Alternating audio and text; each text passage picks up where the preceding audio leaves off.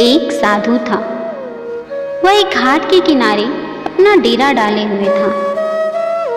वह वही धुनी रमाकर दिन भर बैठा रहता और बीच बीच में ऊंची आवाज में चिल्लाता, जो चाहोगे वही पाओगे।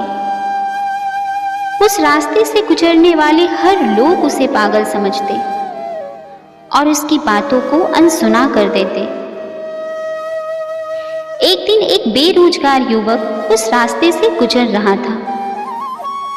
साधु के चिल्लाने की आवाज उसके कानों में पड़ी, जिसे सुनकर उस युवक ने साधु से पूछा, बाबा, आप सच में वो दोगे जो मैं पाना चाहता हूं? साधु बोला, हाँ बेटा, पर मुझे पहले ये तो बताओ कि तुम पाना क्या चाहते हो? उस युवक ने साधु से कहा कि मैं हीरो का एक बहुत बड़ा व्यापारी बनना चाहता हूं।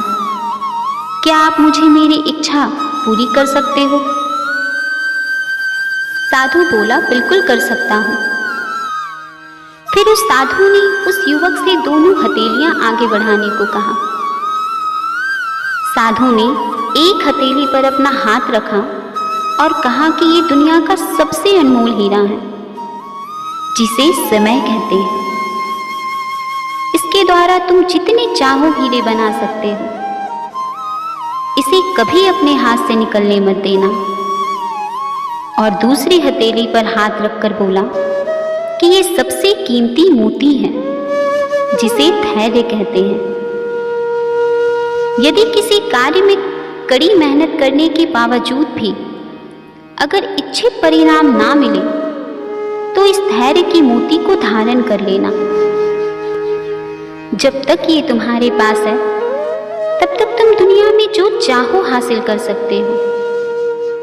उस युवक ने उस साधु की बात सुनी और उन्हें धन्यवाद देकर वहां से चला गया, क्योंकि अब उसे सफलता प्राप्ति का 2 मंत्र मिल गया था। कुछ समय बाद उसने एक हीरे के व्यापारी के यहाँ काम करना शुरू कर दिया। कुछ वर्षों तक वह कड़ी मेहनत के साथ काम करता रहा और अपना धैर्य नहीं खोया, जिसके बल पर वह अपना सपना साकार करते हुए हीरे का बहुत बड़ा व्यापारी बन गया।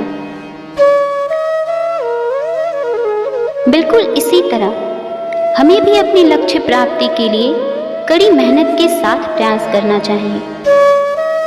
अपना समय व्यर्थ कभी न जाने दें और धैर्य का दामन कभी न छोड़ें। सफलता अवश्य प्राप्त होगी।